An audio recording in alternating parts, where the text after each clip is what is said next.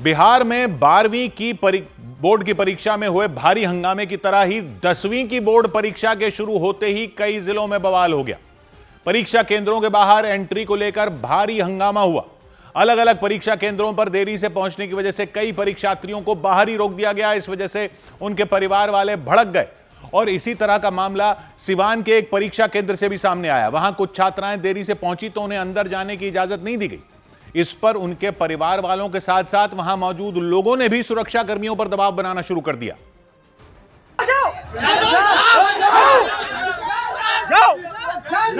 हटिए ना, लेडीज को हाथ लगा रहे हैं। हटिए, लेडीज को क्या हाथ लगा रहे हैं? हटिए। लोगों ने मिलकर किसी तरह उन छात्राओं को परीक्षा केंद्र के अंदर पहुंचाने की कोशिश की। इस दौरान सुरक्षा कर्मियों के साथ उनकी धक्का मुक्की भी हो गई, लेकिन मौका मिलते ही स्कूल का गेट अंदर से बंद कर दिया गया।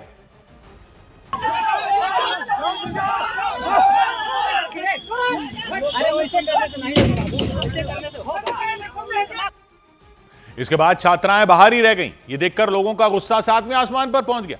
इसी बीच स्कूल की एक टीचर वहां पहुंची। बताया गया कि परीक्षा में उनकी ड्यूटी लगी हुई थी, लेकिन गुस्साए लोगों ने उन्हें इस बात पर रोक दिया कि जब परीक्षार्थियों को देरी की वजह से रोका गया तो यह नियम उन पर भी लागू होगा।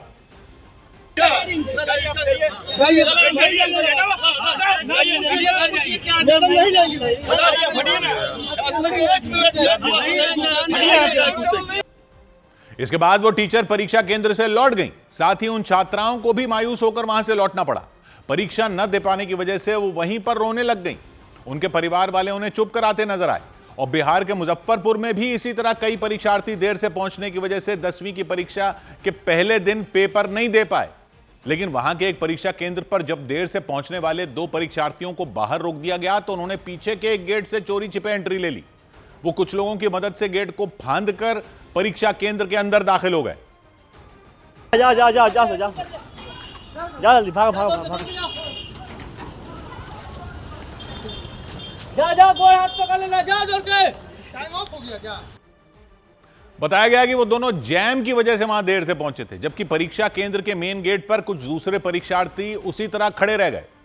लाख मिन्नतें करने के बावजूद सुरक्षा कर्मियों ने उन्हें अंदर जाने की मंजूरी नहीं दी। उन्होंने परीक्षा के सख्त नियमों का हवाला देते हुए देरी से पहुंचने वाले कई परीक्षार्थियों को लौटा दिया। यही नहीं, वहां भी 5 मिनट की देरी से पहुंची 2 टीचरों के लिए गेट बंद कर दिया गया। वो दोनों काफी देर तक बाहर उस उम्मीद में खड़ी रहीं कि उन्हें तो अंदर जाने की इजाजत मिल ही जाएगी, लेकिन जवानों ने यह सोचकर उन्हें भी लौटा दिया कि कहीं उनकी वजह से परीक्षा न दे पाए परीक्षार्थी और उनके घर वाले हंगामा न कर दें। और बिहार के आरा में 10वीं की बोर्ड परीक्षा के दौरान कुछ जगहों पर हंगामा इतना बढ़ गया कि पुलिस को लाठीचार्ज करना पड़ा। वहां भी अलग अलग परीक्षा केंद्रों पर कई छात्रों को पहुंचने में देरी हो गई और इस वजह से वो परीक्षा नहीं दे पाए। इस बीच आरा के एक स्कूल में बने परीक्षा केंद्र के बाहर जब देरी से पहुंचने वाले परीक्षार्थियों को रोका गया तो गुस्साए लोगों ने स्कूल के गेट पर अपना गुस्सा उतारा।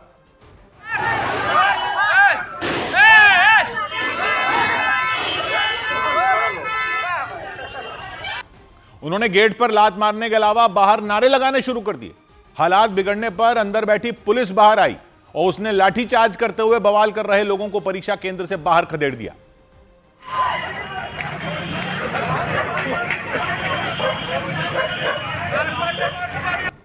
इससे पहले कुछ परीक्षार्थी वहां देरी से पहुंचे। उन्होंने अपने देरी से आने की वजह बताई और कई बार पुलिस वालों से अपील की कि वो उन्हें अंदर जाने दें, लेकिन उन्हें अंदर जाने नहीं दिया गया। इसी बीच लोगों ने कुछ छात्राओं को बाउंड्री वॉल फांद कर अंदर जाने की सलाह दी। उनकी सलाह पर छात्राएं किसी तरह खतरा मोल लेकर अंदर जाने में कामयाब भी रहीं, लेकिन थोड़ी देर बाद उन्हें परीक्षा केंद्र से बाहर कर दिया गया।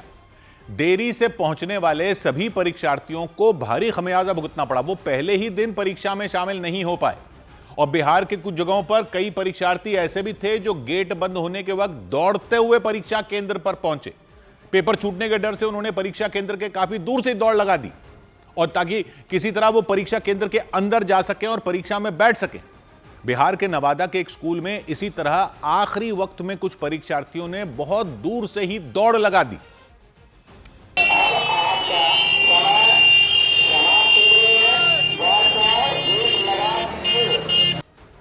जैसे ही वो अंदर दाखिल हुए गेट बंद कर दिया गया। वहां मौजूद लोगों ने दूर से उन्हें भागते हुए देख लिया था। उन्होंने उनके लिए रास्ता खाली कर दिया ताकि वो उन्हें भीड़ का सामना न करना पड़े। लेकिन उसी परीक्षा केंद्र पर कुछ छात्र ऐसे भी थे जिनकी किस्मत अच्छी नहीं थी, वो 5 मिनट की देरी से पहुंचे और तब तक गेट बंद हो चुका था।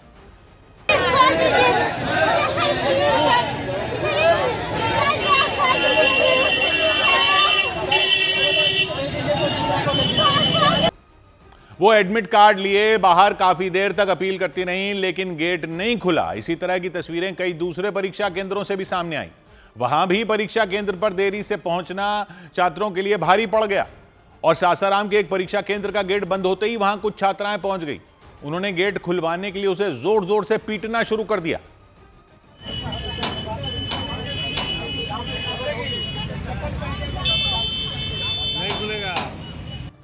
उनके समर्थन में कुछ लोग भी वहां जुट गए। सबने मिलकर गेट खुलवाने की पूरी कोशिश की, लेकिन भारी हंगामे के बाद भी देरी से पहुंचे परीक्षार्थियों को बाहर ही रुकना पड़ा। इस बीच बिहार के बाढ़ के एक स्कूल में जब एक छात्रा को देरी से पहुंचने के कारण अंदर जाने से मना किया गया तो उसकी आंखों से आंसू निकल आए। घर से निकले थे 7 ही बजे, तो जाम में पकड़ा गए थे। घर में खाना भी नहीं खाए। तो मालूम नहीं था कि 8:30 बजे एंट्री होता है, तो जाम में पकड़ा गए थे ना। बताया गया जैम की वजह से कुछ और परीक्षार्थी भी समय पर परीक्षा केंद्र नहीं पहुंच पाए, ऐसा उन्होंने दावा किया। लेकिन सुरक्षा कर्मियों ने परीक्षा के लिए बनाए गए सख्त नियमों का हवाला दिया। 10वीं की बोर्ड परीक्षा आयोजित करने वाली बिहार विद्यालय परीक्षा समिति की तरफ से पहले ही आदेश जारी कर दिया गया था कि किसी भी कीमत पर देरी से पहुंचने वाले छात्रों को परीक्षा में बैठने की इजाजत न दी जाए। इसके लिए अपील की गई थी कि जैम या दूसरी परेशानियों से बचने के लिए छात्र समय से काफी पहले ही घर से निकल जाएं। और बिहार के गोपालगंज में भी यही हुआ। एक गांव में परीक्षा केंद्र पर देरी से पहुंची कुछ छात्राएं गेट फांदकर अंदर घुस गईं। बिहार में 10वीं बोर्ड की परीक्षा के पहला दिन था। पहले ही दिन गोपालगंज में कुछ छात्राएं परीक्षा केंद्र पहुंचने में लेट हो गईं। इसके बाद वो छात्राएं गेट फांदकर अंदर जाती दिखाई दी। गेट के ऊपर कुछ नुकीली रॉड लगी हुई थी, उनकी वजह से वो छात्राएं घायल भी हो सकती थी, लेकिन इसकी परवाह किए बिना वो उस गेट पर लटक गईं, फिर कूदकर अंदर चली गईं। इस दौरान उस परीक्षा केंद्र के बाहर लोगों की भारी भीड़ नजर आई। वो सभी उन छात्राओं की मदद कर रहे थे। जब वो अंदर चली गईं तो उनके साथ आए लोगों ने उनकी चप्पलें उछाल कर अंदर फेंकी। जानकारी के मुताबिक वो छात्राएं 10वीं बोर्ड की परीक्षा देने आई थीं, लेकिन समय पर परीक्षा केंद्र नहीं पहुंच पाए। इसकी वजह से वहां का गेट बंद हो गया। ये देखकर कुछ छात्राओं ने रोते हुए जोर जोर से गेट पीटना शुरू कर दिया, लेकिन जब वो गेट नहीं खुला तो गेट फांद कर अंदर घुस गई। हालांकि अगले ही पल उनकी ये पूरी मेहनत बर्बाद हो गई, क्योंकि परीक्षा केंद्र पर पहुंचे एसडीएम ने उन छात्राओं को बाहर निकाल दिया। इसके बाद उन्होंने बाहर इकट्ठा हुए लोगों को भी वहां से हटा दिया। 2 पुलिसकर्मी एक व्यक्ति को घसीटते हुए वहां से ले जाते दिखाई दिए। और पटना में भी परीक्षा केंद्र पर देरी से पहुंचने पर हंगामा खड़ा हो गया। 10वीं बोर्ड की परीक्षा देने वाले छात्रों को 9 बजे तक परीक्षा केंद्र पहुंचना होता है, लेकिन कुछ छात्रों के मुताबिक उन्हें परीक्षा केंद्र पहुंचने में 1 या 2 मिनट की देरी हुई। इसकी वजह से उन्हें परीक्षा देने से रोक दिया गया और इसी बात से भड़के उनके परिवार वालों ने रास्ता जाम कर दिया। वो रास्ते के बीचों बीच खड़े हो गए, आने जाने वाली गाड़ियों को रोक दिया। इसकी वजह से वहां लंबा ट्रैफिक जाम भी लग गया। लोगों की भीड़ में मौजूद एक छात्र रोता नजर आया। उसने बताया कि सिर्फ 1 मिनट की देरी से उसे परीक्षा केंद्र में नहीं जाने दिया गया। हाँ? 1 मिनट चलती नहीं, 1 मिनट का नहीं अंदर जाने दिया। वहीं एक दूसरे छात्र ने आरोप लगाया कि वो वक्त पर पहुंच गया था, लेकिन इसके बाद भी उसे अंदर नहीं जाने दिया गया। पहुंच गए थे सर, घुसने के लिए नहीं दे रहा था, बोला कि नहीं देंगे घुसने के लिए, पूरा गाली गलौज देने के लिए बोल रहा था। आप 9 बजे पहुंचे थे या 9 के बाद पहुंचे? 9 बजे पहुंच गए थे हम सर। इसके बाद गुस्साए लोगों ने परीक्षा केंद्र के बाहर हंगामा खड़ा कर दिया। हालांकि पुलिस के काफी देर तक समझाने के बाद वो लोग वहां से हटने के लिए तैयार हो गए। और इसी तरह बिहार के मधुबनी में कुछ लोगों ने बोला कि ट्रैफिक जाम की वजह से वो उनकी परीक्षा छूट गई। उन्होंने दावा किया कि परीक्षा केंद्र के आसपास कई किलोमीटर लंबा जाम लग गया था, उसकी वजह से कुछ छात्राएं परीक्षा केंद्र पर पहुंचने में लेट हो गई। इसके बाद उन्हें अंदर जाने की इजाजत नहीं मिली और उनकी परीक्षा छूट गई। पूरे जाम में इसलिए हम वहाँ पे रुक गए ना। यहाँ पे आई 9:08 नहीं तो ये सब घुसने नहीं दिया हमको। वहां परीक्षा केंद्र के आसपास लंबा जाम लगा दिखाई भी दिया। कई लोगों की गाड़ियां उस जाम में फंस गईं। इसकी वजह से वो लोग न तो आगे बढ़ पाए, न ही अपनी गाड़ी पीछे ले पाए। वो जहां थे वहीं फंसे रह गए। ऐसे में कुछ लोगों ने प्रशासन के खिलाफ गुस्सा निकाला। लोगों ने आरोप लगाया कि प्रशासन ने छात्रों के लिए कोई इंतजाम नहीं किए। मिनिस्टर को नहीं मालूम था कि एग्जामिनेशन है, व्यवस्थित बता था ना। इस वजह से कितने विद्यार्थी को जाने में लेट होगा और वहां बोलेंगे नहीं तुमको भीतर नहीं आने देंगे। ऐसा ही हाल बिहार के बेतिया का भी नजर आया। वहां भी ट्रैफिक जैम की वजह से कुछ छात्राएं लेट हो गईं। ऐसे में उन्हें परीक्षा केंद्र के अंदर जाने से रोक दिया गया। इसके बाद वो बाहर खड़े होकर फूट फूट कर रोती दिखाई दी। अंदर बातचीत किए, क्या कुछ बोला है लोग? वो बोल रहे थे लेट आई हुई, लेट नहीं जाने देंगे। उन छात्राओं के मुताबिक उन्होंने परीक्षा केंद्र के अंदर जाने के लिए बहुत मिन्नतें की, लेकिन उन्हें इजाजत नहीं मिली। इसकी वजह से उनकी परीक्षा छूट गई। 100 बात की एक बात यह कि बिहार में अब 10वीं की परीक्षा में भी फिर वही दिखा जो 12वीं की परीक्षा में दिखा था। बच्चे परीक्षा केंद्र लेट पहुंचे, परीक्षा नहीं देने दी तो हंगामा खड़ा कर दिया। पिछले साल भी सेम चीज दिखी थी। अभी 12वीं की परीक्षाओं में भी वही हुआ था। फिर भी कह रहे हैं कि थोड़ा ही लेट पहुंचे थे। अरे थोड़ा ही लेट क्यों पहुंच रहे हो? ऐसे तो हो नहीं सकता कि पता ही नहीं है कि 1 मिनट भी लेट होने पर परीक्षा नहीं देने दी जाती। अब तो सबको पता है कि बिहार में यह हर बार हो रहा है।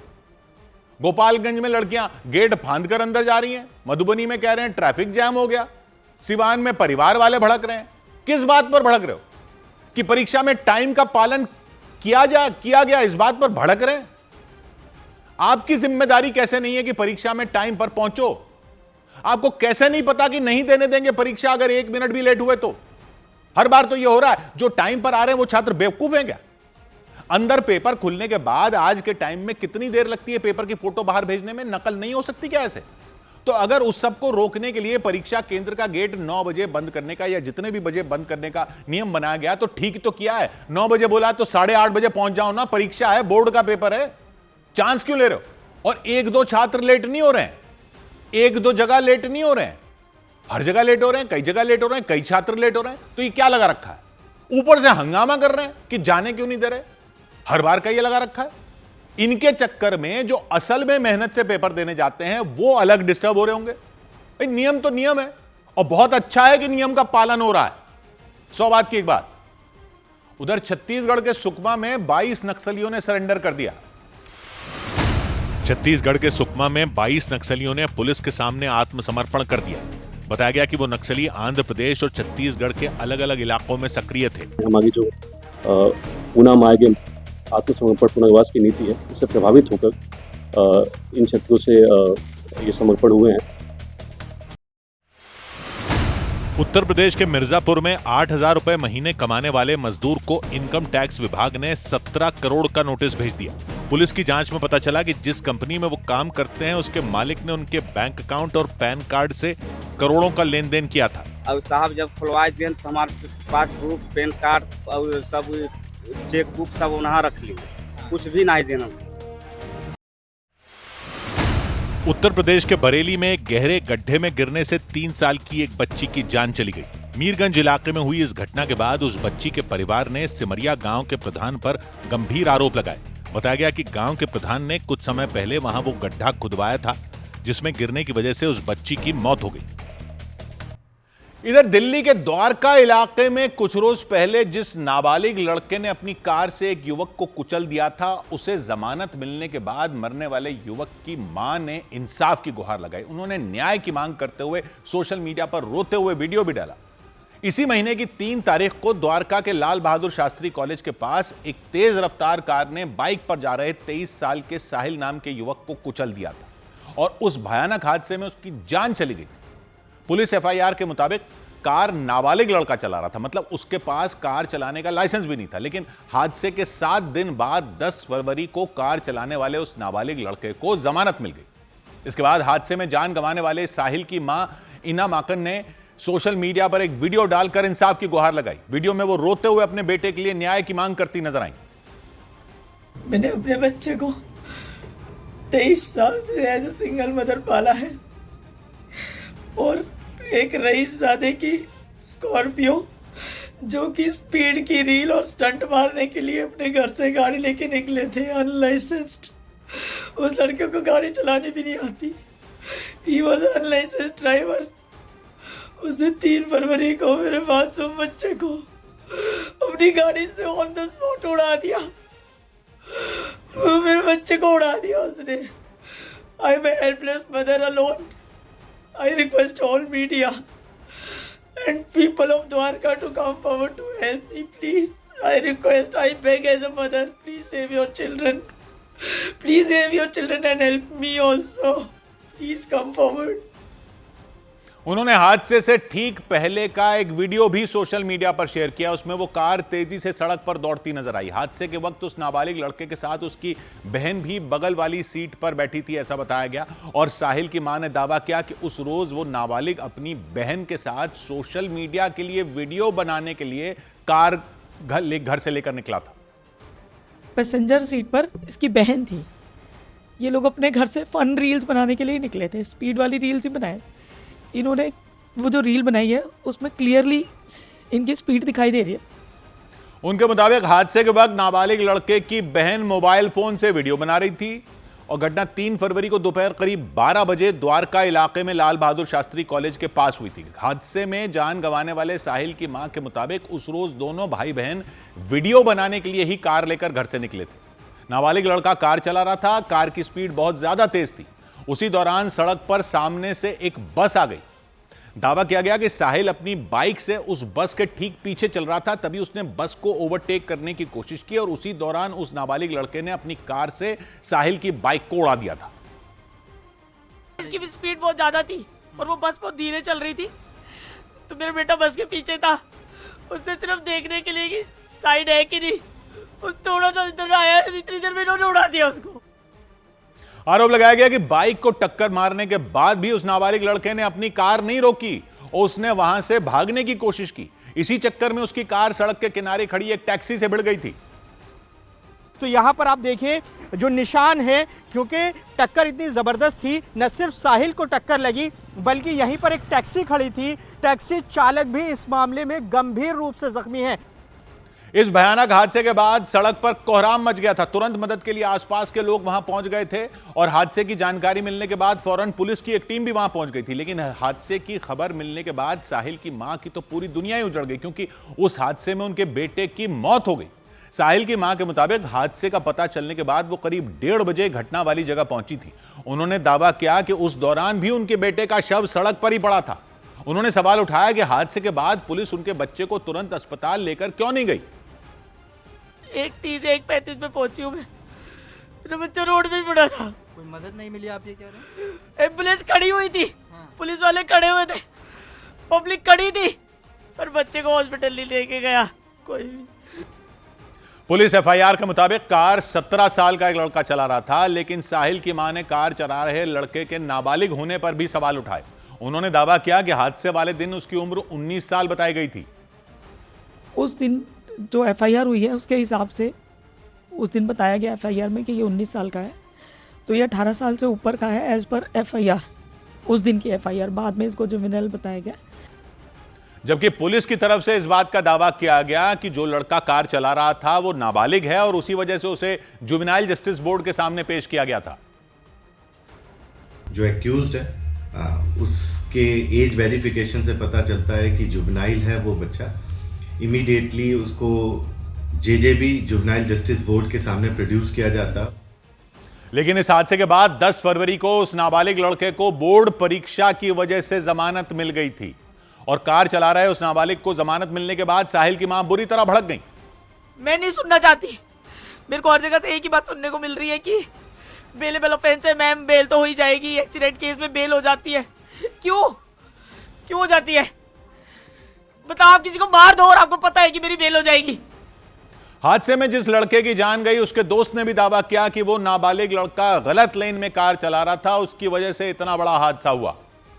राइट साइड पे चला रहा है जबकि उसको लेफ्ट साइड पे होना चाहिए। उसकी लेन लेफ्ट साइड वाली है, वो राइट साइड पे चला रहा है और उसने पूरा पंजा दाब रखा है उस गाड़ी का। और बस सामने आई है, जैसे कि हम वीडियो में देख सकते हैं, बस सामने आई है। 2 मीटर पहले उसने कट मारा है, जिसकी वजह से शायद साहिल को भी नहीं दिखा।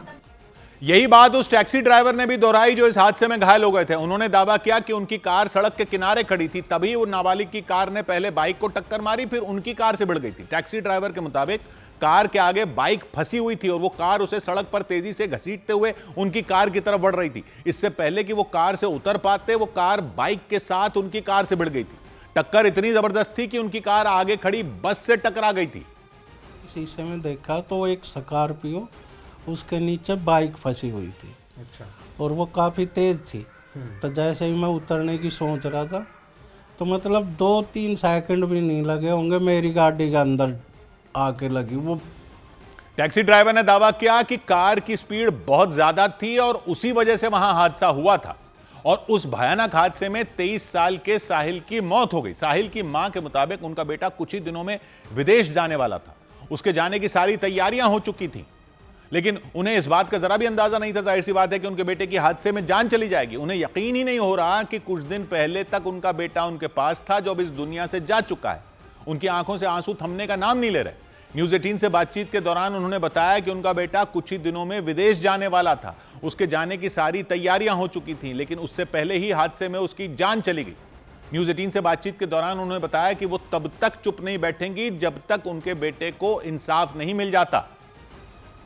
इसका बाप कहाँ है अभी तक? इनको क्या लगा कि मैं अपने बच्चे की लाश राइज करने में बिजी हूँ? मैं चुप बैठ गई, मैं चुप नहीं बैठूंगी।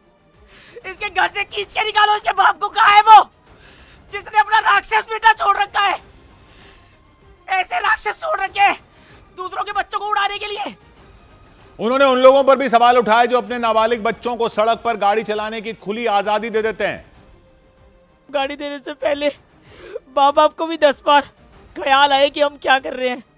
ये उनकी भी रिस्पॉन्सिबिलिटी है कि जिन बच्चों के पास लाइसेंस नहीं है, जिन्हें गाड़ी चलाने की सेंस नहीं है, उनके हाथ में लग्जरी गाड़ियां कंफर्ट के नाम पे देके किसी की दुनिया उजड़वा देते हैं 1 मिनट में। मेरे पास तो मेरे बच्चे के अलावा कोई था ही नहीं। मैं क्या करूंगी अब मैं क्या करूंगी? पुलिस की जांच में पता चला कि जिस कार से हादसा हुआ था उस पर पहले से ही 13 चालान हैं। उनमें 9 चालान ओवर स्पीडिंग के हैं। हालांकि इस मामले में पुलिस ने नाबालिग के पिता के खिलाफ मोटर वाहन अधिनियम के तहत कार्रवाई शुरू कर दी। 100 बात की एक बात यह कि फिर एक्सीडेंट कर दिया एक लड़के ने और फिर किसी की मौत हो गई और फिर गाड़ी चलाने वाला नाबालिग बताया जा और जमानत पर छूट गया। अब यह दिल्ली में हो गया। आरोप है भाई बहन सोशल मीडिया के लिए वीडियो बनाने के चक्कर में तेज रफ्तार में गाड़ी से जा रहे थे, एक्सीडेंट कर बैठे, एक लड़के की जान चली गई, कई गाड़ियों को नुकसान पहुंचा दिया। अब 10वीं के एग्जाम के लिए गाड़ी चलाने वाले लड़के को जमानत मिल गई। तो ठीक है कि किसी बच्चे को संरक्षण मिलना चाहिए कानून में, लेकिन जिसकी जान गई उसके परिवार को इंसाफ भी तो मिलना चाहिए। अगर गाड़ियों के मालिक कंट्रोल ही नहीं कर पा रहे अपने नाबालिग बच्चों को, तो उन पर केस चलाने का कोई कानून ऐसा तो हो कि बच्चे ने एक्सीडेंट कर दिया तो माता पिता जेल जाएं। कोई तो ऐसी सख्ती हो कि लोग कानून से डरें। इतने केस हो गए देश भर में, तब भी कोई नहीं डर रहा, तो कानून तो अपना काम नहीं कर पा रहा ना। बार बार ये जो हो रहा है देश भर में, ये कानून से कैसे रुकेगा अगर किसी को डर ही नहीं होगा? तो मां बाप की जिम्मेदारी कैसे नहीं है? और जिम्मेदारी है तो उनको सजा का डर क्यों नहीं है? और सजा का डर नहीं हो तो कानून में कमी कैसे नहीं है? 100 बात की एक बात। उधर मध्य प्रदेश के सतना में 2 गुटों के बीच एक मकान खरीदने को लेकर मारपीट हो गई। मध्य प्रदेश के सतना में एक मकान खरीदने को लेकर हुए झगड़े में 2 पक्षों के बीच मारपीट हो गई। बताया गया कि इस दौरान वहां खड़ी एक गाड़ी में तोड़फोड़ भी की गई। सतना के मुख्तियारगंज में हुई मारपीट और तोड़फोड़ की जानकारी मिलने पर पुलिस ने इस मामले में शिकायत दर्ज कर ली। जम्मू कश्मीर के डोडा में एक महिला पर आरोप लगा कि उन्होंने अपने पति के चेहरे पर खौलता हुआ तेल डाल दिया। बताया गया कि घरेलू विवाद के बाद महिला ने तब तेल डाला जब वो सो रहे थे। घटना में उनके पति बुरी तरह झुलस गए, उन्हें अस्पताल में भर्ती कराया गया।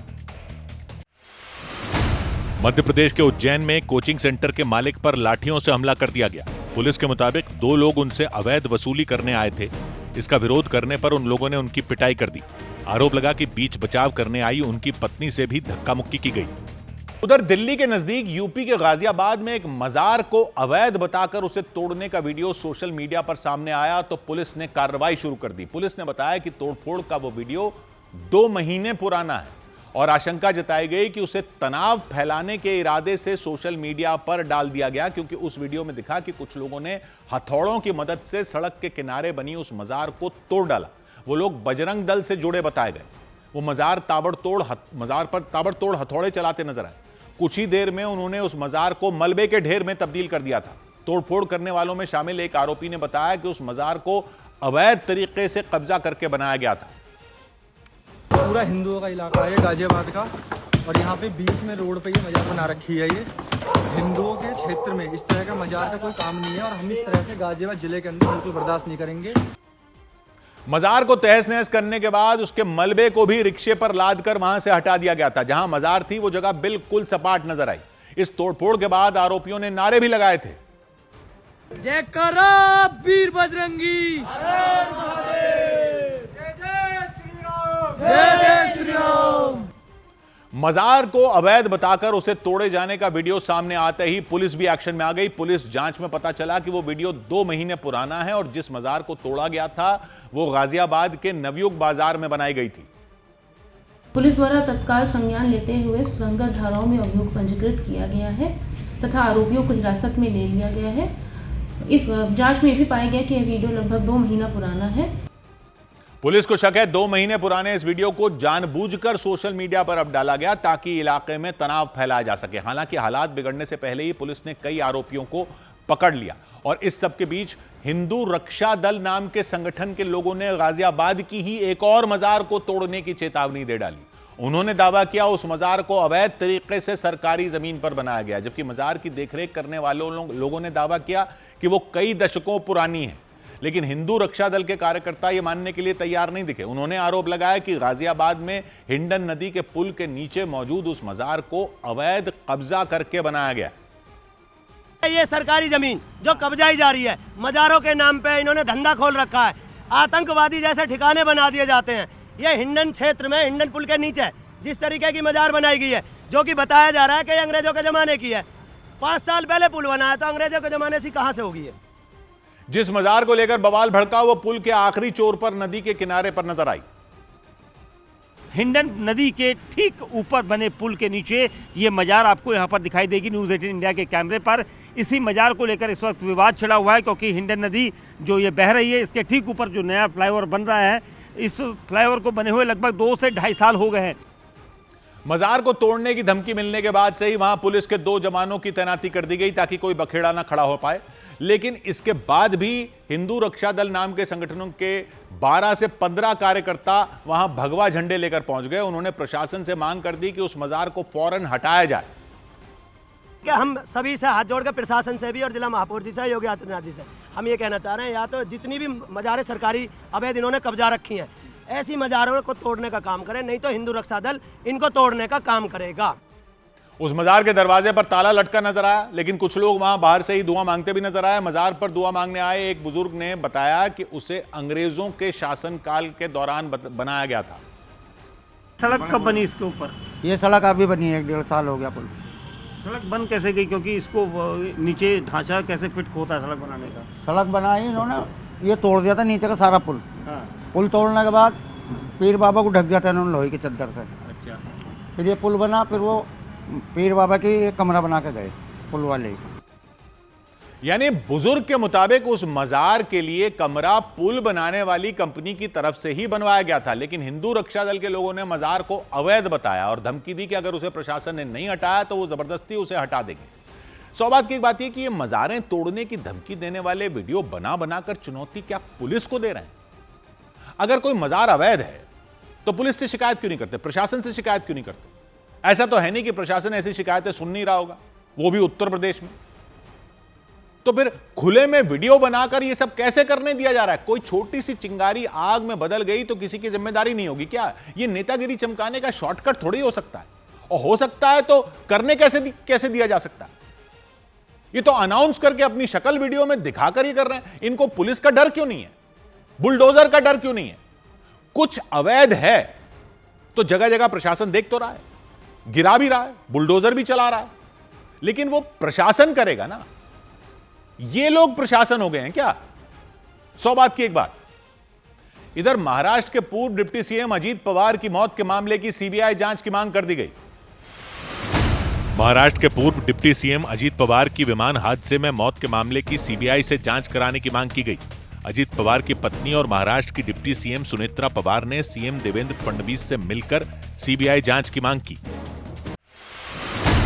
कॉमेडियन कुणाल कामरा महाराष्ट्र विधानसभा की प्रिविलेज कमेटी के सामने पेश हुए। उनके खिलाफ विशेषाधिकार हनन का मामला दर्ज किया गया था। पिछले साल एक गाने में उन्होंने महाराष्ट्र के पूर्व सीएम एकनाथ शिंदे पर निशाना साधा था। विवाद के दौरान मुंबई में उनके स्टूडियो में तोड़फोड़ भी की गई थी। राजस्थान के जयपुर में जल जीवन मिशन घोटाले की जांच के दौरान पुलिस ने 9 आरोपियों को गिरफ्तार कर लिया। करीब 1000 करोड़ के घोटाले के आरोप में जयपुर और दिल्ली में एक साथ 15 ठिकानों पर छापेमारी की गई। पुलिस के मुताबिक हर घर जल योजना के तहत नल कनेक्शन देने के नाम पर करोड़ों के घोटाले का आरोप लगाया गया था।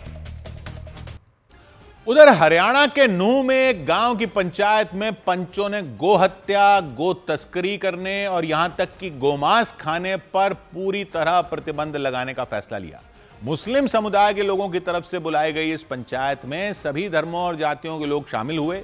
नूंह के गंगवानी नाम के गांव में सामाजिक बुराइयों के खिलाफ बुलाई गई पंचायत में दहेज, नशा करने, चोरी को लेकर भी सख्त नियम बनाए गए। लेकिन मुस्लिम समुदाय के पंचों और सरपंचों की मौजूदगी में हुई इस पंचायत में गो हत्या को लेकर जो फैसला लिया गया उसकी चर्चा पूरे हरियाणा में शुरू हो गई। गंगवानी गांव में हुई पंचायत में पंचों ने यह तय किया कि गो हत्या करने, गो तस्करी में पकड़े जाने, गाय का मांस खाने वालों को जुर्माना देना होगा।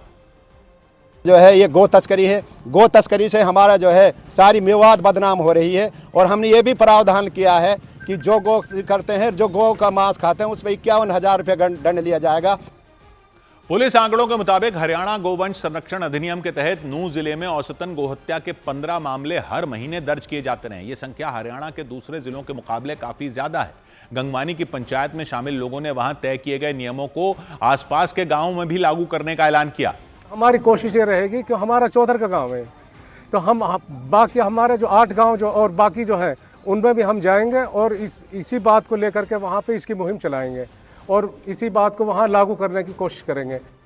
पंचायत में तय किए गए नियमों का पालन कराने और जुर्माने की रकम का हिसाब किताब रखने के लिए 31 सदस्यों की एक कमेटी भी बना दी गई और 51 सदस्यों की एक अलग कमेटी को नए नियमों का पालन करवाने की जिम्मेदारी सौंपी गई। नूंह के गंगवानी गांव में हुई इस पंचायत में शादियों को लेकर भी कई तरह के सख्त नियम बना दिए गए और पंचायत में यह तय किया गया कि नियम तोड़ने वालों के खिलाफ न सिर्फ जुर्माना लगाया जाएगा बल्कि उसका सामाजिक बहिष्कार भी किया जाएगा उनका। गंगवानी गांव में हुई पंचायत में तय किया गया कि रात 10 बजे के बाद कोई दुकान खुली पाए जाने पर 21,000 रुपए का जुर्माना लगाया जाएगा। गांव में नशे की हालत में पकड़े जाने पर 11,000 रुपए का आर्थिक दंड लगाकर आरोपी को पुलिस के हवाले किया जाएगा और अगर कोई व्यक्ति गांव में जुआ खेलते पकड़ा जाएगा तो उससे 51,000 रुपए वसूल कर पुलिस को सौंपा जाएगा उसको। इस सब के अलावा शादियों को लेकर भी पंचायत ने कई सख्त नियम बना दिए। पंचायत ने शादियों में बारातियों की संख्या 30 से 50 तक सीमित कर दी। तेज आवाज में गाना बजाने पर 51,000 रुपए का जुर्माना तय कर दिया। पंचायत ने तय किया कि नियमों का उल्लंघन करने पर मौलवी दूल्हे और दुल्हन का निकाह ही नहीं पढ़ेंगे। जो डीजे बजाएगा बारात में और जो डीजे ले जाएगा उसको जो है सामाजिक बहिष्कार किया जाएगा और खास तौर पर सभी उलेमा यहाँ बुलाए गए थे। उलेमाओं को ये निर्देश दिए गए थे कि जो भी भाई डीजे लेकर आया, डीजे लेकर जाए, उसका निकाह लड़की का नहीं पढ़ाया जाएगा। सामाजिक परंपराओं में बदलाव लाने की पहल करते हुए पंचायत ने शादियों में फिजूल खर्च पर भी रोक लगाने की अपील की। सौभाग्य की एक बात यह कि पंचायतों में कई बार तो ऐसे फरमानों की खबर आती है जो ये सवाल खड़े कर देती है कि गांव में पंचायतें समाज को आगे ले जा रही हैं, पीछे धकेल रही हैं। लेकिन जब कोई पंचायत ऐसे फैसले ले जैसे नूंह में लिए गए तो उसको सब तक पहुंचाना भी चाहिए। नूंह हरियाणा के मेवात में है, यहां मुस्लिम समुदाय की आबादी ज्यादा है। यहां की पंचायत ने गोहत्या के खिलाफ फरमान सुनाया है। जो गो हत्या करेगा, गाय के मांस को कहीं ले जाएगा, गो तस्करी करेगा, गाय का मांस खाएगा, उसको जुर्माना भरना पड़ेगा 51,000। उनका कहना है इस तरह की घटनाओं से मेवात का नाम खराब हो रहा है। इस माहौल में जहां हर छोटी छोटी बात पर जब हिंदू मुसलमान करने वाले आतुर बैठे दिखाई देते हैं, अगर गांवों की पंचायतें ये रास्ता अपनाएंगी, मुसलमान गांवों की पंचायतें ये रास्ता अपनाएंगी ताकि किसी की भावनाओं को ठेस पहुंचने की गुंजाइश ही न रहे, तो उम्मीद जरूर नजर आती है। वैसे तो पंचायत ने और भी कई ऐसे फैसले लिए जिनसे सीखने की जरूरत है। जैसे कि अगर शादी में तेज आवाज में गाना बजाना किया तो काजी निकाह ही नहीं पड़ेगा, शादी ही नहीं होगी अगर शोर मचाया तो। यह यूरोप में नहीं हुआ है फैसला, नूंह में हुआ है, मेवात में हुआ है, हरियाणा में हुआ है। यह तारीफ करने वाली बात है, ताली बजाने वाली बात है। और ताली बजाने के लिए तो 2 हाथ चाहिए होता है। एक समुदाय पहल कर रहा है तो दूसरे हाथ को भी मजबूर होना पड़ेगा आगे बढ़ने के लिए, तब बजेगी ताली। 100 बात की एक बात। इधर मध्य प्रदेश की राजधानी भोपाल में एक शादी समारोह के दौरान आग लगने से हाहाकार मच गया। मध्य प्रदेश की राजधानी भोपाल में एक शादी समारोह के दौरान एक होटल में भीषण आग लग गई। कुछ ही देर में होटल का एक बड़ा हिस्सा जलकर राख हो गया। हालांकि उससे पहले अंदर मौजूद सभी लोग बाहर निकल आए थे। बाद में दमकल की कई गाड़ियां वहां पहुंची और फिर आग को बुझाया जा सका। उत्तराखंड के उत्तरकाशी में जंगल में लगी भीषण आग बेकाबू हो गई। उत्तरकाशी के चामकोट गांव के जंगल में आग भड़की और भारी संख्या में पेड़ जलकर राख हो गए। इसके साथ ही बड़े इलाके पर धुएं ने अपना कब्जा जमा लिया। बिहार के कटिहार में बीच सड़क पर पुलिस से हाथापाई करने के मामले में एक व्यक्ति को गिरफ्तार कर लिया गया। बताया गया कि शिकायत मिलने के बाद पुलिस की टीम वहां शराबियों को पकड़ने पहुंची थी, लेकिन वहां मौजूद कुछ लोगों ने उन्हें घेर लिया और इस दौरान पुलिस कर्मियों के साथ हाथापाई भी की गई। बिहार के मधेपुरा में आरोप लगा कि जिंदा लोगों को सरकारी रिकॉर्ड में मृत घोषित कर दिया गया। इसकी वजह से उन लोगों की वृद्ध पेंशन अचानक बंद हो गई। वृद्धा पेंशन बंद होने से कुछ बुजुर्गों के सामने दवा और राशन की समस्या खड़ी हो गई, ऐसा दावा किया गया। और दावा किया गया कि अधिकारियों के चक्कर काटने के बाद भी उनकी पेंशन शुरू नहीं की गई। उधर देश के अलग अलग हिस्सों में आवारा कुत्तों के हमलों की खबरों के बीच राजस्थान के श्रीगंगानगर से भी इसी तरह का डरा देने वाला एक मामला सामने आया। वहां आवारा कुत्तों ने एक बुजुर्ग महिला पर हमला कर उन्हें बुरी तरह घायल कर दिया और वो महिला अपने घर के सामने ही सड़क पर गिर गई। उनके गिरते ही 3 कुत्तों ने उन पर एक साथ हमला कर दिया। किसी ने हाथ पर काटा, किसी ने पैर पर। बुजुर्ग महिला उनसे बचने की कोशिश कर रही थी, लेकिन इतने में वहां 2 और आवारा कुत्ते पहुंच गए। उन्होंने भी आते ही उनको काटना शुरू कर दिया। एक साथ इतने कुत्तों के हमले से वो महिला बुरी तरह चीखने चिल्लाने लग गई। शोर सुनकर उनके घर से एक युवती दौड़ते हुए बाहर निकली। तब तक पीछे से एक स्कूटर वाला भी वहां पहुंच गया। उन दोनों के पहुंचने पर सभी कुत्ते वहां से भाग गए। इसके बाद उस युवती ने बुजुर्ग महिला को सहारा देकर उठाया और उन्हें घर के अंदर ले गई। कुत्तों का हमला उस वक्त हुआ जब वो बुजुर्ग बाजार से सामान लेकर अपने घर पहुंची थी। उस वक्त उनके घर के गेट के बाहर 2 कुत्ते सो रहे थे। उनके आते ही वो अचानक उठ खड़े हुए। उठते ही उन्होंने उन पर भौंकना शुरू कर दिया। इसी बीच एक कुत्ते ने उनके पैर में काटकर उन्हें जमीन पर गिरा दिया।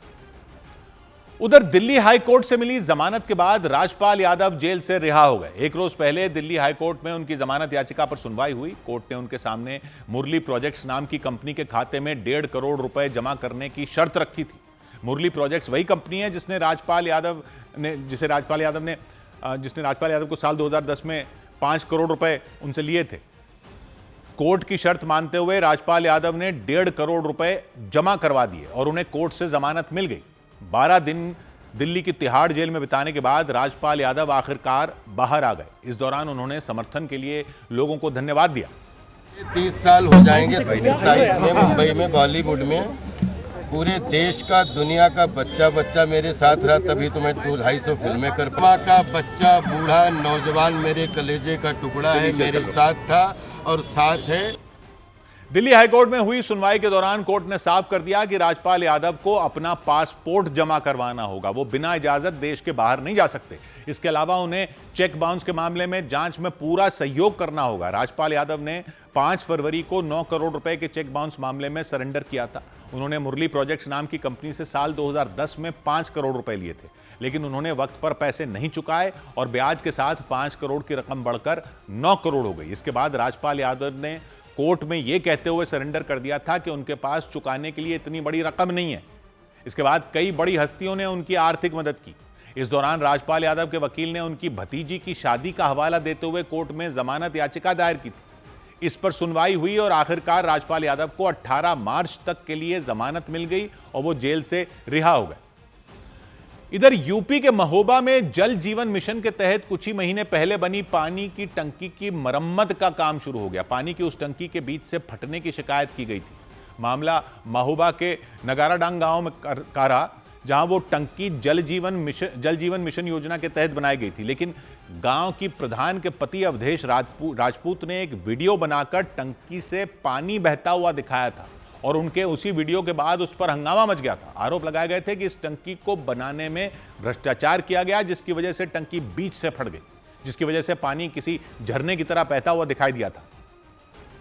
घर घर जल पहुंचाने के लिए बनाई गई टंकी बीचों बीच फट चुकी है। ये मामला है ग्राम पंचायत नगाराडांग, थाना अजनर, विकासखंड जैतपुर, जनपद महोबा का।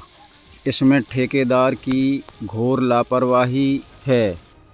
हालांकि नमामि गंगे प्रोजेक्ट के एडीएम ने न सिर्फ टंकी बनाने के बनाने में हुए भ्रष्टाचार के आरोपों को खारिज कर दिया था, बल्कि यह तक कह दिया था कि वीडियो में टंकी से पानी बहने की वजह टंकी का फटना नहीं है, बल्कि टंकी ओवरफ्लो हो रही है। स्तरीय जांच में ओएचटी में किसी भी तरह का कोई स्ट्रक्चरल डैमेज नहीं पाया गया है।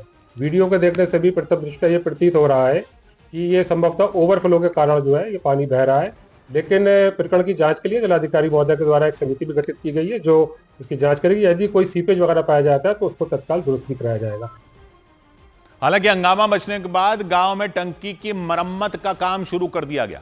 कुछ लोग एक प्लेटफॉर्म बनाकर टंकी के ऊपर चढ़े और मरम्मत के काम में जुटे हुए दिखाई भी दिए। गांव की प्रधान के पति अवधेश राजपूत ने आरोप लगाया कि टंकी में ओवरफ्लो की बात कहकर अधिकारी ने सिर्फ गुमराह करने की कोशिश की थी। ये टंकी बीच से फटी हुई है, वो इसको ओवरफ्लो बता रहे हैं। ओवरफ्लो नहीं है, ओवरफ्लो होती सर ये काम ना चलता। हालांकि नमामि गंगे प्रोजेक्ट के अधिकारियों का दावा तो यह है कि टंकी बनाने में भ्रष्टाचार के आरोप लगने के बाद ही जांच करा गई थी, जिसमें कोई खामी नहीं पाई गई थी। सौभाग्य की एक बात यह कि महोबा में जिस पानी की टंकी से पानी लीक होने का वीडियो गांव वालों ने बनाया था, ग्राम प्रधान के पति ने बनाया था, उसको रिपेयर करने का काम शुरू कर दिया गया। वो तो बहुत अच्छी बात है, लेकिन वो एडीएम साहब कहां गए जो कह रहे थे टंकी लीक नहीं हो रही, ओवरफ्लो कर रही है। वो कह रहे थे बेकार की बात है, टंकी चेक कर ली थी, टंकी बिल्कुल ठीक है, पानी ओवरफ्लो कर रहा है, तो अब रिपेयर काहे कर रहे हो?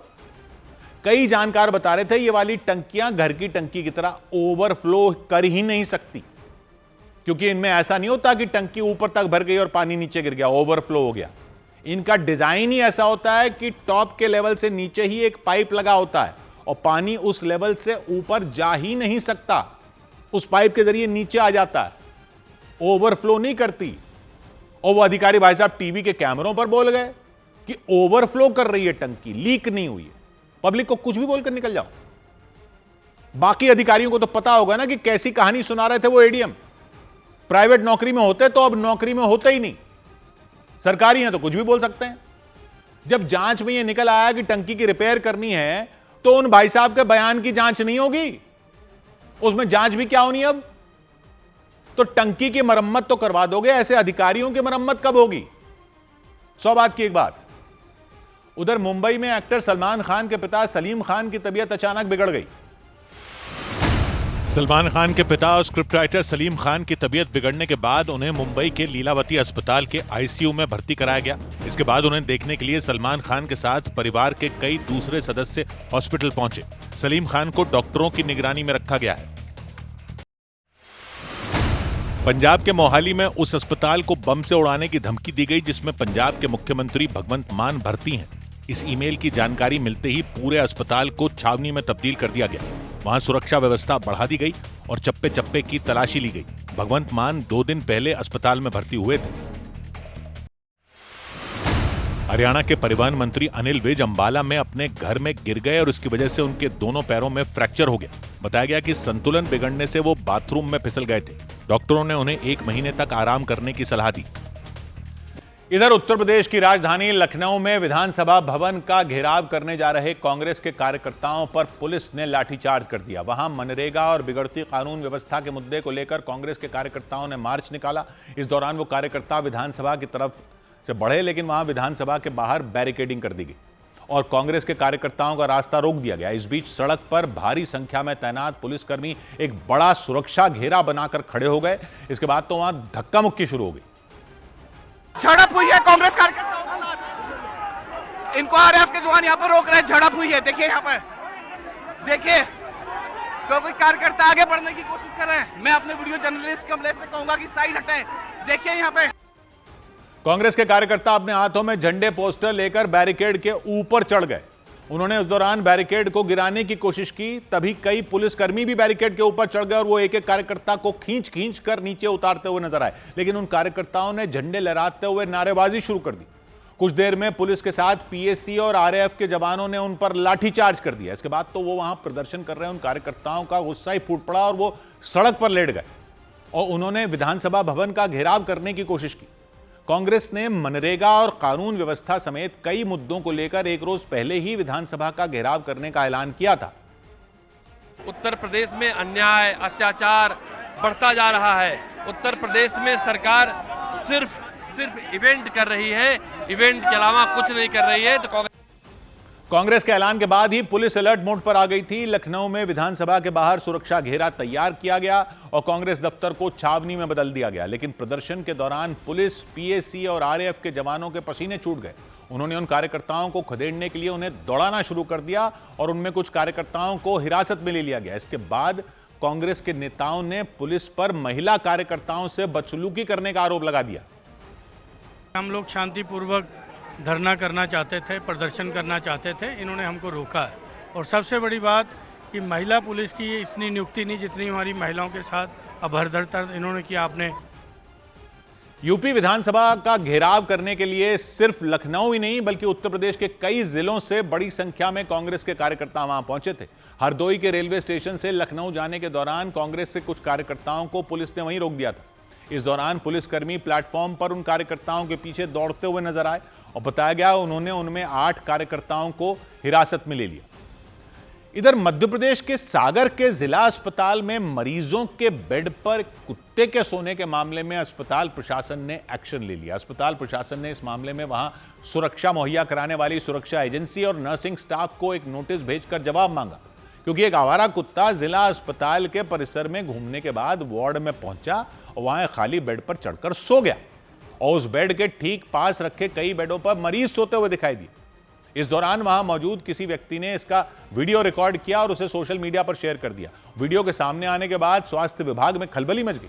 सागर के जिला अस्पताल की सुरक्षा व्यवस्था पर गंभीर सवाल खड़े हो गए, क्योंकि अस्पताल के वार्ड में मरीजों के सोने वाली जगह पर वो आवारा कुत्ता लेट कर आराम फरमाता नजर आया। इस मामले की जानकारी मिलते ही अस्पताल प्रशासन हरकत में आ गया। अस्पताल प्रशासन के अधिकारियों ने इस दौरान वहां ड्यूटी पर तैनात सुरक्षाकर्मी, वार्ड बॉय और नर्सिंग स्टाफ को नोटिस जारी करने का दावा किया।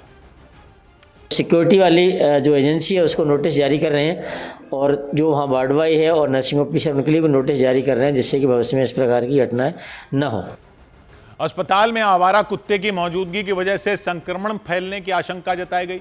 वहां भर्ती मरीजों के परिवार वालों ने आरोप लगाया कि इससे पहले भी कई बार वार्ड के अंदर कई आवारा कुत्ते घुस चुके हैं, लेकिन अस्पताल प्रशासन ने इसको लेकर कोई ठोस कदम नहीं उठाया।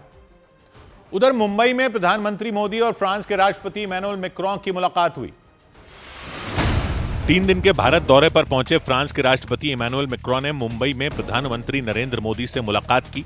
इसके बाद दोनों नेताओं ने महाराष्ट्र के लोक भवन में बैठक की। विदेश मंत्रालय के मुताबिक इस द्विपक्षीय बैठक में भारत और फ्रांस के बीच 20 मुद्दों पर सहमति बनी। भारत दौरे के दौरान मुंबई पहुंचे फ्रांस के राष्ट्रपति इमैनुअल मैक्रों से फिल्म इंडस्ट्री की कई हस्तियों ने भी मुलाकात की। अनिल कपूर, शबाना आजमी, मनोज बाजपेयी, जोया अख्तर, ऋचा चड्ढा और ग्रैमी पुरस्कार विजेता संगीतकार रिकी केज मैक्रों के साथ बातचीत करते और तस्वीरें खिंचवाते दिखे। मुंबई में आयोजित इंडिया फ्रांस इनोवेशन फोरम में प्रधानमंत्री नरेंद्र मोदी और फ्रांस के राष्ट्रपति इमैनुअल मैक्रों शामिल हुए। इस दौरान दोनों देशों ने साल 2026 को India France year of innovation के रूप में मनाने का फैसला किया।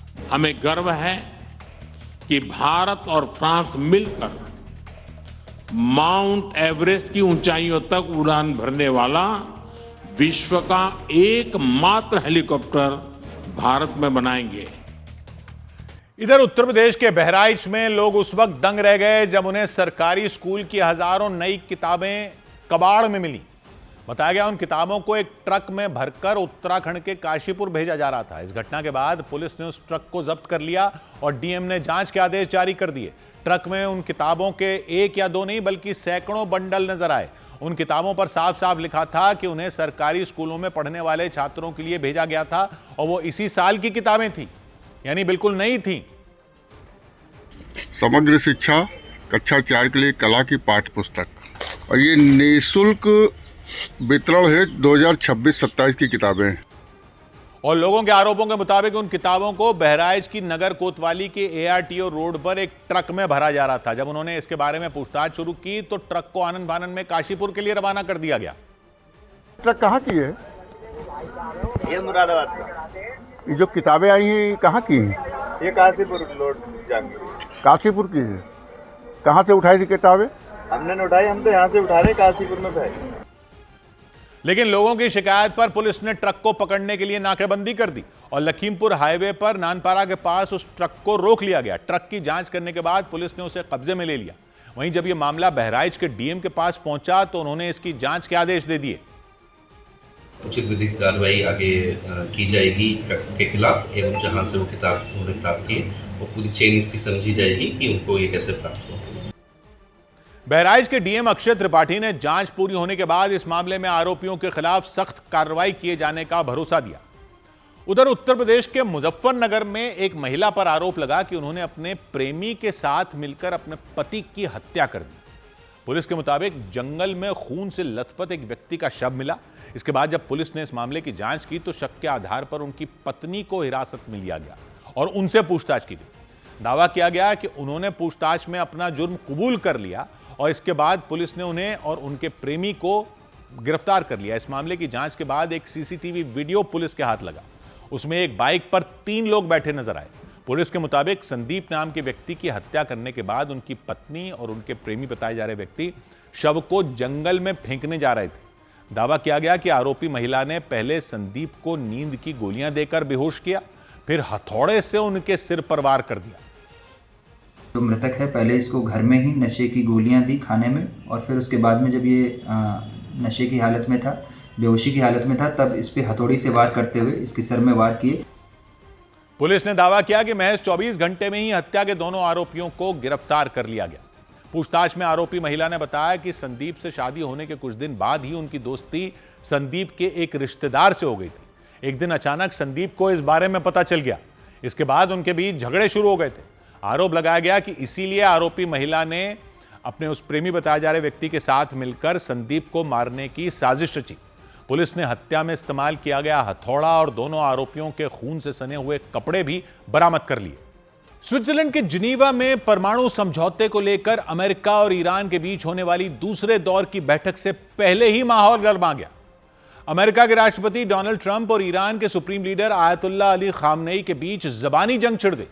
एक तरफ अमेरिका के राष्ट्रपति इस बातचीत से ठीक पहले परमाणु समझौते को लेकर सीधी चेतावनी देते दिखे, तो दूसरी तरफ ईरान के सर्वोच्च नेता भी उन्होंने भी खुली चुनौती दे डाली और साफ शब्दों में ट्रंप समेत पूरे अमेरिका को संदेश दे दिया कि ईरान पर हमले का सपना देखने वालों को इतिहास याद रखना चाहिए।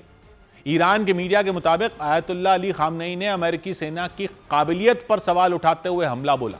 उन्होंने कटाक्ष करते हुए यह तक कह दिया कि दुनिया की सबसे ताकतवर सेना होने का दावा करने वाला देश भी कभी कभी ऐसा वार झेलता है कि उठ नहीं पाता है।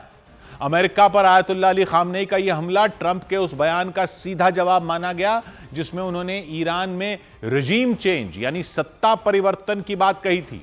कुछ दिन पहले पत्रकारों ने ईरान के साथ बढ़ते तनाव को लेकर डोनाल्ड ट्रंप से सवाल किया था कि क्या वो ईरान की मौजूदा सत्ता को उखाड़ फेंकना चाहते हैं। इस सवाल का ट्रंप ने सीधा जवाब दिया था। Well, it seems like that would be the best thing that could happen. For 47 years they've been talking and talking and talking. In the meantime, we've lost a lot of lives while they talk. And Trump ने जिस दिन यह बयान दिया था उसी दिन उन्होंने ईरान के पास समंदर में अपना दूसरा सबसे बड़ा जंगी जहाज भेज दिया था। लेकिन ट्रंप का बयान और जंगी जहाज भेजे जाने के बाद ईरान ने भी तेवर दिखाए थे। ईरान ने भी साफ कर दिया था कि वो किसी दबाव या सैन्य धमकी के आगे झुकने वाला नहीं है। दोनों देशों के बीच ये सब कुछ तब हुआ जब दोनों देश ओमान की मध्यस्थता में स्विट्जरलैंड के जिनीवा में बातचीत की टेबल पर बैठने वाले हैं। बातचीत से कुछ घंटे ही पहले ट्रंप ने ईरान को अड़ियल बताकर ईरान के गुस्से की आग में घी डाल दिया। typically, Iran's a very tough negotiator. They're good negotiators, or bad negotiators. I would say they're bad negotiators because we could have had a deal instead of sending the B-2s in to knock out their. मतलब Donald Trump ने Iran को यह याद दिलाया कि पिछले साल हुई बातचीत के बेनतीजा रहने पर अमेरिका ने ईरान के परमाणु ठिकानों पर बमबारी कर दी थी। हालांकि इस सबके बाद भी इसी महीने ईरान और अमेरिका के बीच एक बार फिर बैठकों का दौर शुरू हो गया। पहली बैठक 6 फरवरी को ओमान की राजधानी मस्कट में हुई थी। इसी मीटिंग में यह तय हुआ था कि दोनों देश एक बार फिर जिनेवा में बातचीत के लिए इकट्ठा होंगे और परमाणु समझौते पर आगे बढ़ेंगे। अमेरिका लंबे वक्त से यह चाहता है कि ईरान अपना परमाणु कार्यक्रम पूरी तरह रोक दे, क्योंकि अमेरिका के मुताबिक ईरान का परमाणु कार्यक्रम वहां की ऊर्जा जरूरतों को पूरा करने के लिए नहीं बल्कि परमाणु हथियार बनाने के लिए है। जबकि ईरान लगातार यह कहता आ रहा है कि ऊर्जा जरूरतों को पूरा करने के लिए परमाणु कार्यक्रम चलाना उसका अधिकार है और वो किसी की धमकी के आगे झुकने वाला नहीं है। ट्रंप और खामनेई की ताजा बयानबाजी के बाद अमेरिका और ईरान एक बार फिर टकराव की दहलीज पर खड़े नजर आए, क्योंकि परमाणु कार्यक्रम को लेकर एक बार फिर दोनों देशों के बीच जंग की तलवारें खिंच गईं, मिसाइलें तैयार कर ली गईं, जंगी जहाज घेरेबंदी के लिए तैनात कर दिए गए। एक तरफ ट्रंप गरजते दिखे, दूसरी तरफ ईरान के supreme leader Ayatollah Ali Khamenei आग उगलती चेतावनी देते नजर आए। और सिर्फ चेतावनी ही नहीं बल्कि ईरान की सेना ने तो स्ट्रेट ऑफ हॉर्मुज में बड़े पैमाने पर जंग की तैयारी भी शुरू कर दी। अमेरिका के राष्ट्रपति ट्रंप को खामनेई की खुली चेतावनी से एक रोज पहले ही ईरान की सेना युद्ध की तैयारी में जुटी दिखी और यह संदेश देने की कोशिश की उसने कि ईरान केवल जबान से नहीं बल्कि दुश्मन को हथियारों से भी जवाब देने की ताकत रखता है। खबरों के मुताबिक स्ट्रेट ऑफ हॉर्मुज में ईरान की नेवी ने समंदर में दुश्मन को डुबोकर मारने का अभ्यास किया। इस ड्रिल में खतरनाक हथियारों से लैस ईरान की नावें भी शामिल हुई। इसके अलावा रॉकेट लॉन्चर की मदद से विरोधी सेना के हवाई हमले को नाकाम करने की तैयारियों को भी परखा गया। ईरान की तरफ से यह शक्ति प्रदर्शन स्ट्रेट ऑफ हॉर्मुज के नजदीक फारस की खाड़ी में किया गया। स्ट्रेट ऑफ हॉर्मुज के पश्चिम में फारस की खाड़ी है, पूर्व में ओमान की खाड़ी मौजूद है। ओमान की खाड़ी में अमेरिका की फौज ने पिछले महीने से ही डेरा डाल रखा है। यानी एक तरफ अमेरिकी फौज के जंगी जहाज गरजते दिखे, दूसरी तरफ ईरान की मिसाइलें स्ट्रेट ऑफ हॉर्मुज से निशाना साधे खड़ी नजर आईं। मतलब एक छोटी सी चिंगारी दोनों देशों के बीच जंग की उस आग को भड़का सकती है जिसका दायरा सिर्फ अमेरिका या ईरान तक ही सीमित नहीं रहने वाला। उधर पाकिस्तान के खैबर पख्तूनख्वा में हुए भयंकर आतंकी हमले में वहां के 16 सैनिकों की मौत हो गई। इस हमले की जिम्मेदारी PFF यानी पीपल्स फाइटर्स फ्रंट नाम के एक आतंकी संगठन ने ली। उसने हमले का एक वीडियो भी जारी किया और उस वीडियो में दिखा कि विस्फोटक से भरी एक गाड़ी पाकिस्तानी सेना के ठिकाने से टकरा गई और इसके बाद जोरदार धमाका हो गया। अल्लाहू अकबर। विस्फोट इतना तगड़ा था कि उसकी आवाज दूर तक सुनी गई, जबकि ब्लास्ट की चपेट में आने से पाकिस्तानी सेना का वो ठिकाना पूरी तरह तहस नहस हो गया। सैनिकों के लिए बने कमरों की छत और दीवारें भी जमींदोज हो गई। इस दौरान मलबे के नीचे दबे पाकिस्तान के कई सैनिकों को निकाला गया और उन्हें फौरन इलाज के लिए अस्पताल पहुंचाया गया। और वहां से आई तस्वीरों में दिखा कि हमले की जद में आए पाकिस्तान के फौजी दर्द के मारे कराह रहे थे।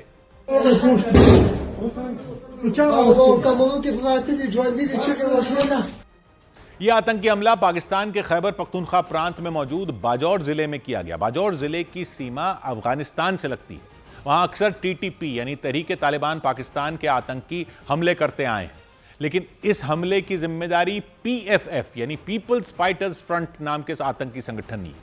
माना जाता है कि PFF के तार खूंखार आतंकी संगठन ISIS से जुड़े हैं। उसने इस हमले में पाकिस्तान के 16 सैनिकों को मौत के घाट उतारने का दावा किया। इसके अलावा पाकिस्तान के कई आम नागरिकों के भी मारे जाने की खबर सामने आई। यह हमला ऐसे समय पर किया गया जब कुछ दिन पहले ही BLA यानी बलोच लिबरेशन आर्मी ने पाकिस्तानी सेना के कई अड्डों को एक साथ दहला दिया था। उसने पाकिस्तान के करीब 200 जवानों को ढेर करने का दावा किया था। इधर T20 विश्व कप के लीग राउंड से ही ऑस्ट्रेलिया की टीम बाहर हो गई। ऑस्ट्रेलिया की टीम T20 वर्ल्ड कप के लीग राउंड से ही बाहर हो गई। ऐसा इसलिए क्योंकि श्रीलंका के कैंडी में बारिश की वजह से जिम्बाब्वे और आयरलैंड का मैच रद्द हो गया। मैच रद्द होने से जिम्बाब्वे और आयरलैंड को एक-एक अंक मिल गए और इसकी वजह से जिम्बाब्वे सुपर 8 में पहुंच गई। T20 वर्ल्ड कप में न्यूजीलैंड ने कनाडा को 8 विकेट से हराकर सुपर 8 में अपनी जगह पक्की कर ली। चेन्नई में खेले गए इस मैच में कनाडा ने टॉस जीतकर पहले बल्लेबाजी की और 20 ओवर में 4 विकेट पर 173 रन बनाए। जवाब में न्यूजीलैंड की टीम ने 16वें ओवर में सिर्फ 2 विकेट खोकर लक्ष्य हासिल कर लिया। भारतीय महिला क्रिकेट टीम में करीब 4 महीने बाद बल्लेबाज प्रतिका रावल की वापसी हो गई। प्रतिका को ऑस्ट्रेलिया के खिलाफ वनडे सीरीज के लिए भारतीय टीम में शामिल कर लिया गया। 3 मैचों की वनडे सीरीज की शुरुआत 24 फरवरी से होगी। पिछले साल महिलाओं के वनडे वर्ल्ड कप के दौरान उनको चोट लग गई थी। पाकिस्तान के पूर्व PM और क्रिकेटर इमरान खान के लिए दुनिया के 14 पूर्व कप्तानों ने पाकिस्तान सरकार को एक चिट्ठी लिखी। भारत की तरफ से सुनील गावस्कर और कपिल देव समेत कई खिलाड़ियों ने पाकिस्तान के पीएम शहबाज शरीफ से इमरान खान को तुरंत बेहतर मेडिकल सुविधाएं देने की मांग की। 100 बात की एक बात यह कि ईरान और अमेरिका, रूस और यूक्रेन, चीन और ताइवान के बीच दुनिया का ध्यान उस जगह से हट गया है जहां के बारे में यह भी अनुमान लगाए जा रहे हैं कि वहां की सत्ता हथियाने के लिए एक परिवार के अंदर ही जंग छिड़ सकती है। अभी तक परिवारों में सत्ता की जंग में भाइयों को लड़ते दुनिया देख चुकी है, चाचा भतीजे, मामा भांजे भी जंगों में भी जंगें हो चुकी हैं, लेकिन बुआ भतीजी की जंग अगर हुई तो शायद ऐसा पहले दुनिया ने देखा नहीं होगा। तो ये बुआ भतीजी की जंग के आसार के बारे में कहां के लिए अनुमान लगाए जा रहे हैं? उत्तर कोरिया। जी, वहां से जो खबरें आई कि किम जोंग उन के बाद उत्तराधिकारी उनकी बेटी को बनाया जा सकता है, उन खबरों पर वहां के जानकार बता रहे हैं कि किम जोंग उनकी बहन इतनी आसानी से यह होने नहीं देंगी। वहां पहले भी किम परिवार में ऐसी ही जंगें हो चुकी हैं, लेकिन बुआ भतीजी की जंग अगर हुई तो पहली होगी। किम जोंग उनकी बहन को उनसे भी क्रूर माना जाता है। किम जोंग उनकी बहन है किम यो जोंग और उनकी बेटी है किम जू ए। तो पहले तो नामों का चक्कर समझ लेते हैं कि सबका नाम किम क्यों है, पुरुष हो या महिलाओं सब किम कैसे। तो असल में कोरिया में नाम पहले सरनेम से शुरू होता है। किम जोंग उनका सरनेम किम है, नाम किम नहीं है। नाम तो उनका जोंग उन है। नाम में वहां 2 शब्द होते हैं और सरनेम नाम से पहले आता है, तो उनका नाम है जोंग उन और सरनेम है किम, यानी खानदान का नाम है किम, इसलिए उनका नाम हुआ किम जोंग उन। और उनकी बहन है यो जोंग, तो उनका नाम हुआ किम यो जोंग। उनका भी सरनेम किम है क्योंकि कोरिया में शादी के बाद लड़की का सरनेम बदलता नहीं है और सारी जिंदगी लड़की का सरनेम पिता के सरनेम पर ही रहता है। तो किम जोंग उनकी बहन है किम यो जोंग और किम जोंग उनकी बेटी हैं किम जू ए। दक्षिण कोरिया की जासूसी एजेंसी के अनुसार किम जू ए को उत्तराधिकारी बनाने की प्रक्रिया शुरू हो गई है, लेकिन उनकी बुआ किम यो जोंग उससे सहमत नहीं हो सकती।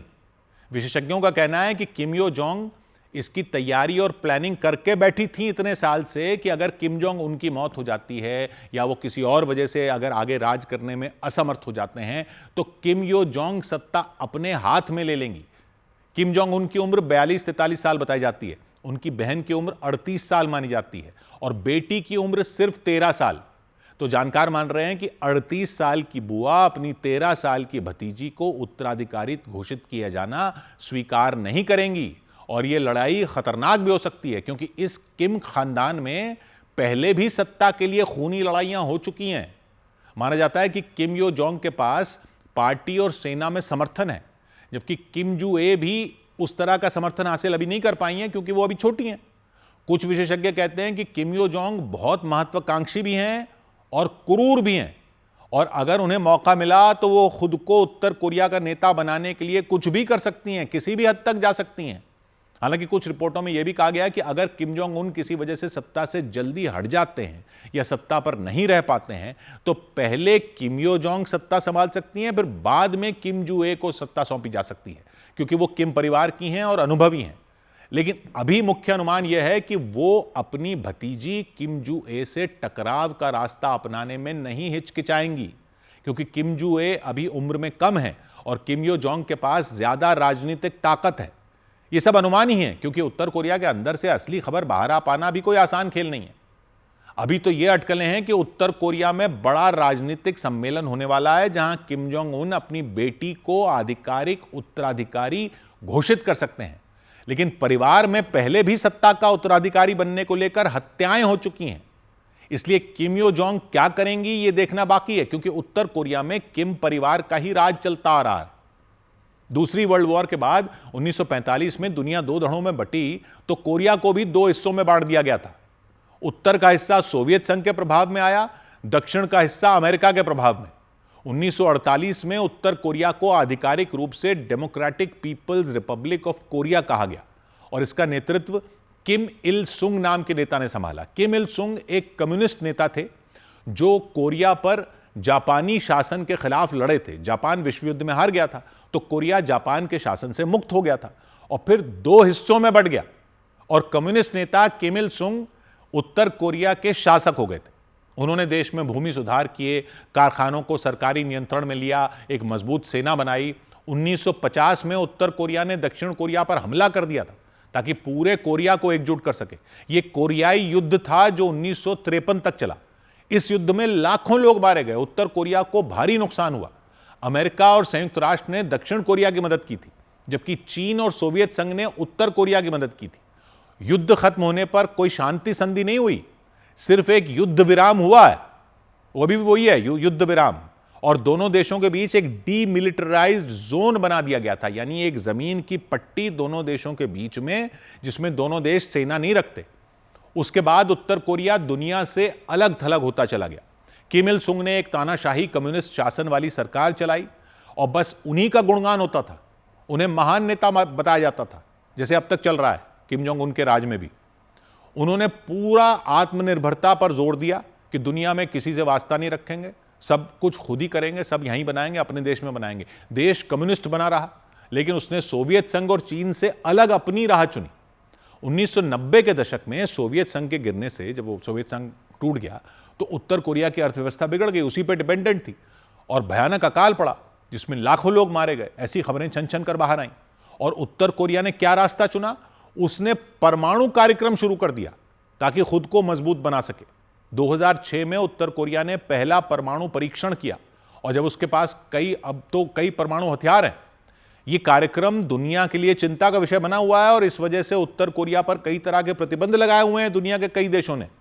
उत्तर कोरिया अपने आप में अलग ही राह पर चलता रहा है, बाकी दुनिया से कटकर। वहां के लोग वहां से बाहर नहीं जा सकते, सरकार सब कुछ नियंत्रित करती है।